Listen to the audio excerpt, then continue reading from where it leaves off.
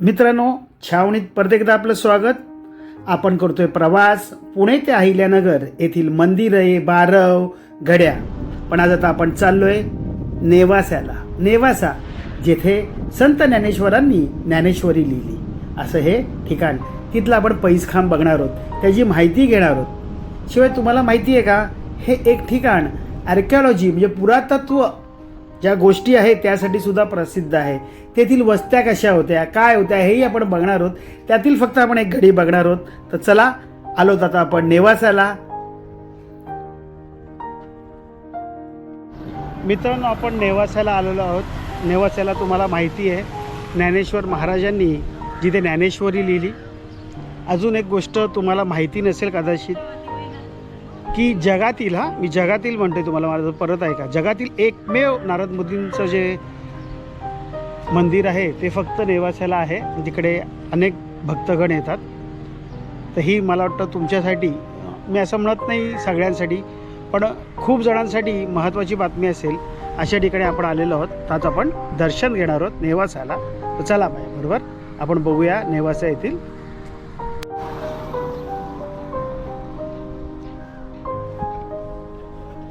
इकडनं एक मार्ग आहे वरती जायला, एक मार्ग इकडनं सुद्धा आहे. आता आपण इकडनं जाणार आहोत.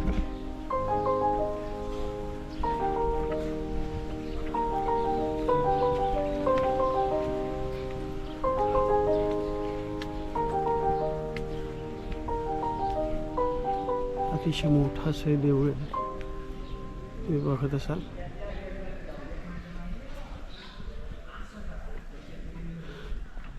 इकडे ज्ञानेश्वरांनी ज्ञानेश्वरी लिहिली असं हे नेवासा ठिकाण आहे.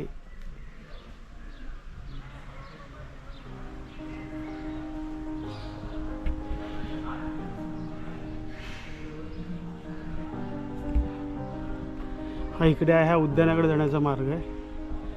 हे असं मंदिर आहे, ते आपण चोहोबाजूने बघून घेऊया. हे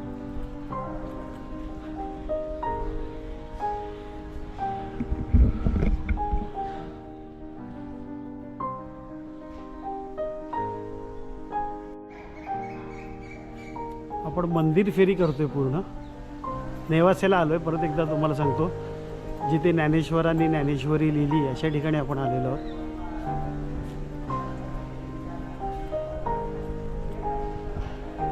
अतिशय स्वच्छता आहे इथे मंदिरामध्ये.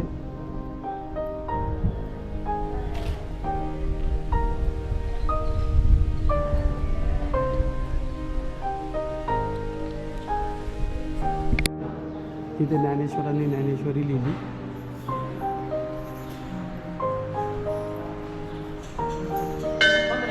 राहुलमुळे सगळं आम्हाला बघायला मिळतं आज.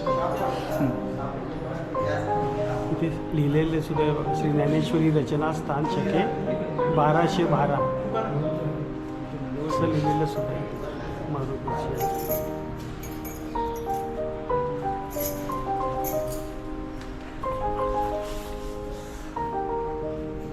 इथे जी ग्रंथरचना झाली त्या ठिकाणी भक्तगण पाया पडत आहेत.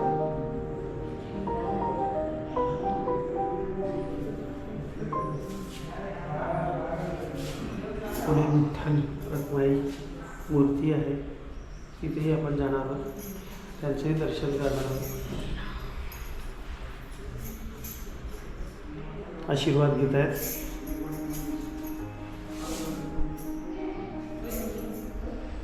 विठ्ठल रखुमाई दर्शन घेतो आपण. विठ्ठल रखुमाई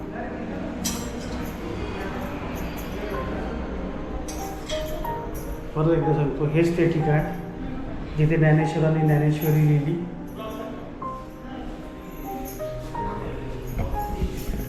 तर मंदिराच्या बाहेर येतो आपण. मंदिराच्या बाहेर जाताना सुद्धा पाठ दाखवत नाही. आपण आता आलोय अशा ठिकाणी, याला पैसखांब म्हणतात. इथे ज्ञानेश्वरांनी ज्ञानेश्वरी लिहिली आणि अमृतानुभव हा ग्रंथ लिहिला. तो म्हणजे तो परिचयाचा असेलच.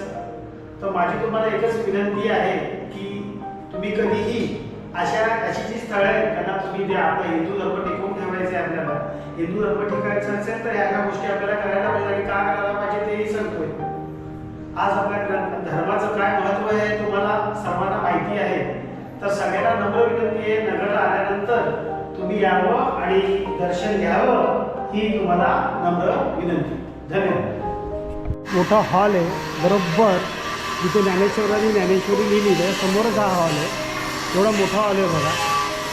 येथे पठण केलं जातं, पोथ्या ठेवलेल्या असतात. तर तुम्हाला इथे येऊन कधी आलात, वेळ असला तर निश्चितच वेळ काढा मी म्हणेन आणि पठण करा. असं हे ठिकाण आहे. आज आपण आपल्या ह्या मोठी मंदिर श्री क्षेत्र निवासा ह्या स्थानामध्ये थोडक्यात जी काही माहिती माझ्या अल्पशा विचारांना जो आहे तो विचार मी तुमच्या पुढे ठेवतो. माऊलींनी त्या ठिकाणी ज्ञानेश्वरीची रचना केली. माऊलींनी ज्ञानेश्वरी ही नेवाशाला का सांगितली तर ह्याच ठिकाणी भगवान महाविष्णूने द्वापारयुगामध्ये ह्याच ठिकाणी 10 दिवस निवास करून देवदानवाला जे अमृत दिलं, देवाला अमृत दानवाला मदिरा, म्हणजे भगवंतांनी इथं जे कार्य केलं ते द्वापारयुगामध्ये केलं. आणि द्वापारयुगामध्ये करताना भगवान महाविष्णूने स्वतःचं रूप बदलून एक मोहिनी रूप धारण केलं आणि गनिमी काव्यांना जे देवाला अमृत आणि दानवाला मदिरा दिली, म्हणजे खरी सारासाराची वाटप भगवंतांनी द्वापारयुगामध्ये केली. पण ते अमृत वाटप करत असताना भगवान महाविष्णूने ह्या स्थानामध्ये 10 दिवस निवास केला म्हणून नेवासा. पण नेवासा इथे नेवासाला नेवासा हे नाव पडण्याचा उद्देश काय? इथे निवास केला म्हणून याला नेवासा हे नाव पडलं. पण नेवाशाचं पहिलं ह्या गावाचं नाव हे माळसापुरी. भगवान महाविष्णूने मोहिनी रूप धारण करून ह्या माळसापुरीमध्ये 10 दिवस निवास केला म्हणून नेवासा. पण माळसापुरीचं नाव खंडित झालं. माळसापुरीचं नाव खंडित होऊ नये म्हणून भगवान महाविष्णूने ज्या जागेवरती स्वतःचं प्रगटीकरण केलं, जी मोहिनी रूपात प्रगट केलं, त्या भगवान महाविष्णूने मोहिनी या नावाला म्हाळसा हे नाव ठेवून घेतलं स्वतः. म्हणजे नेवाशाचा निवास करून नेवासा झाला. माळसापुरीचं नाव खंडित होऊन म्हणजे जी मोहिनी ज्या जागेवरती प्रगट झाली त्या मोहिनीने स्वतःला म्हाळसा हे नाव ठेवून घेतलं. आणि ती म्हाळसा त्या भगवान महाविष्णूचं माळशेचं माहेरघर आज आपण असं म्हणतो की माळशेचं माहेरघर. पण माळशेचं माहेरघर कसं तर ज्या स्थानामध्ये आपला जन्म झाला तर भगवान महाविष्णू ह्या स्थानावरती स्वतःहून मोहिनीच्या रूपामध्ये प्रगट झाले, म्हणजे त्यांचं माहेरच आहे. असं हे भगवंताच्या पदस्पर्शाने ही भूमी पुनीत झाली. म्हणून भगवंतानी त्या काळामध्ये तो अमृताचा कुंभ त्या खांबापाशी ठेवला. तसं हे पुरातन दंडकारण्य आहे. त्यावेळेस हे खांब नव्हता. द्वापारयुगामध्ये हा खांब नव्हता. पण त्या काळामध्ये भगवंतानी ह्या दंडकारण्यामध्ये जो अमृताचा कुंभ ह्या खांबाजवळ जिथे खांबे त्या खांबाच्या जागेवरती ठेवला. पण ठेवण्याचा उद्देश काय? भगवंताला काय वाटले का पुढील कलियुगामध्ये आपल्याला ज्ञानोबरायांकडून घेऊन ह्या जागेवरती यायचं. मग पुढे कलियुग ते द्वापारयुगमधला कालखंड 5000 काही वर्षाचा आहे.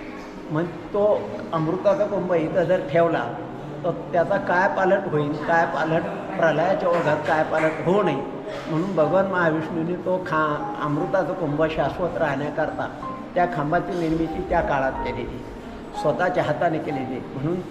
आणि तो कुंभ त्या खांबामध्ये मेलिंग करून गेला.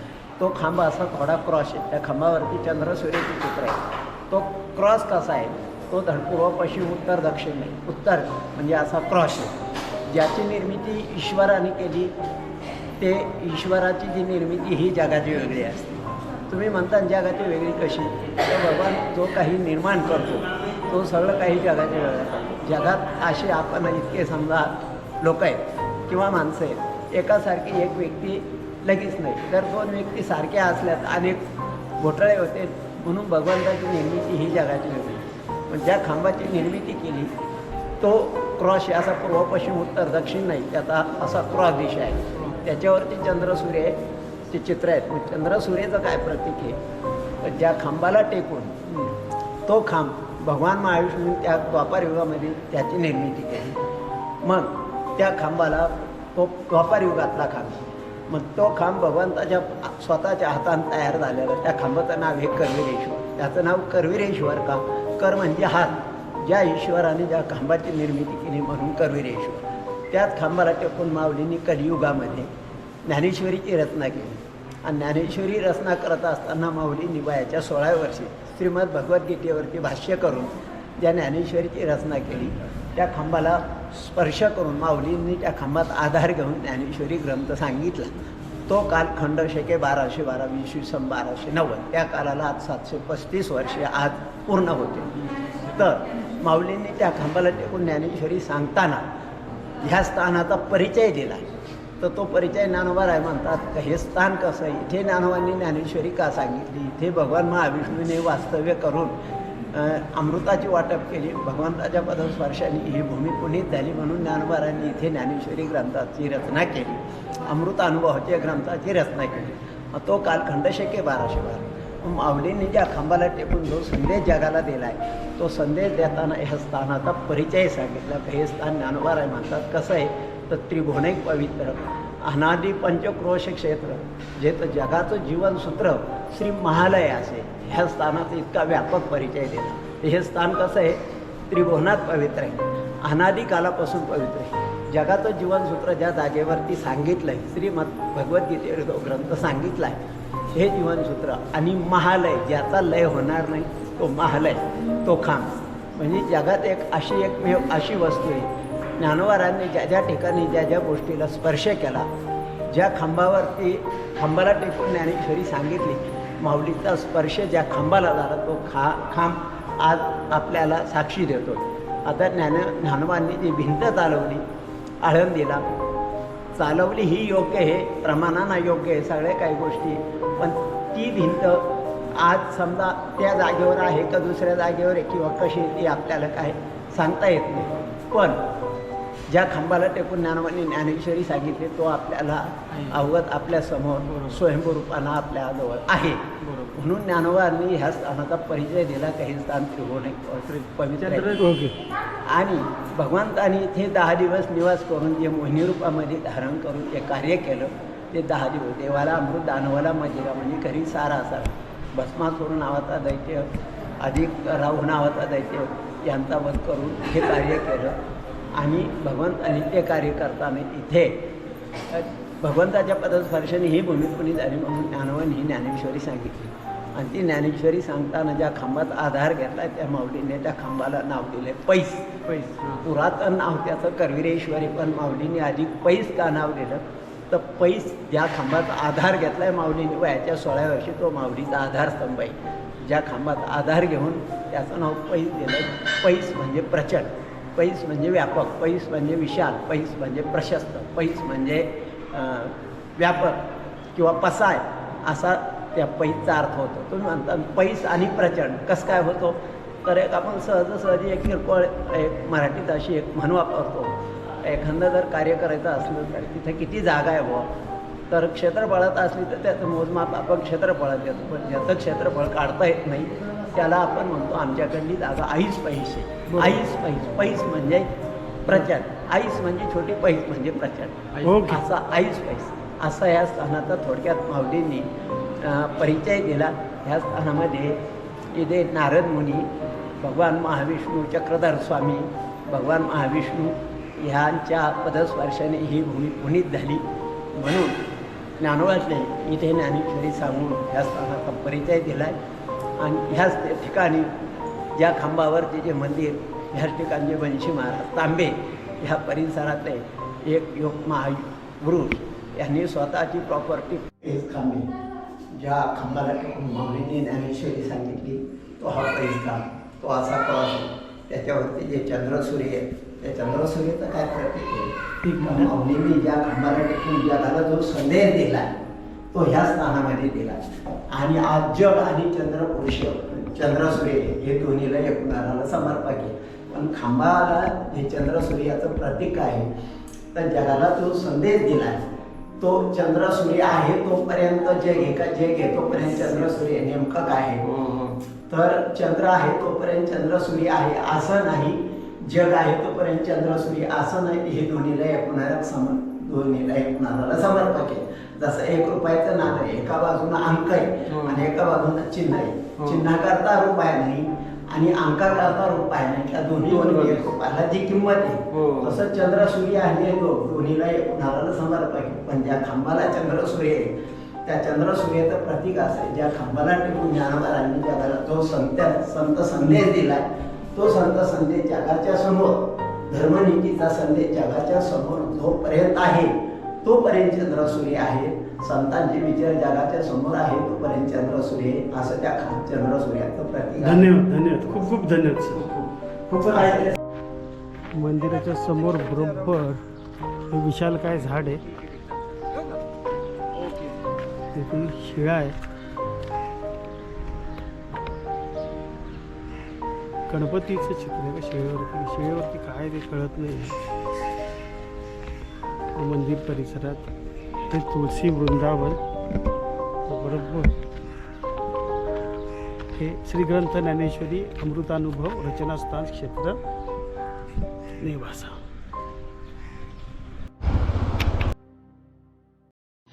आता आपण नेवासामध्ये ज्या लोककथा ऐकल्या त्या तुम्हाला कशा वाटल्या आणि ती माहिती कशी वाटली हे मला जरूर कळवा.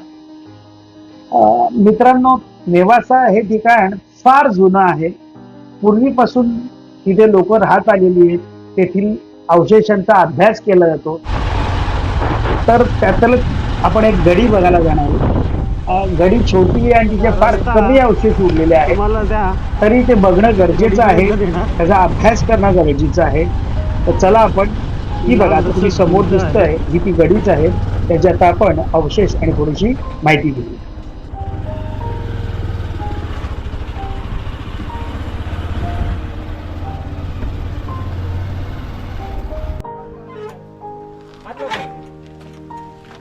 दगदग दगदग दगदग होतीये त्याची, पण तो काय पिछा सोडत नाही. आणि शेवटी आम्ही ती गडी आहे ती शोधून काढली. ही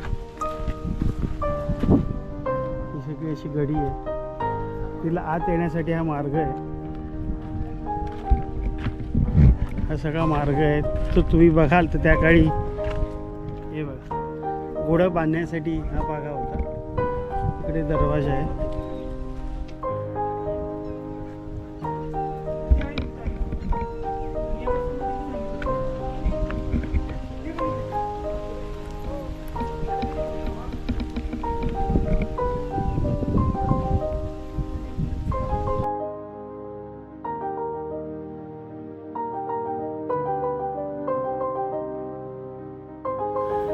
मित्रांनो, आज आपण बघितलं नेवासा, जिथे ज्ञानेश्वरांनी ज्ञानेश्वरी लिहिली, आणि ही गडी.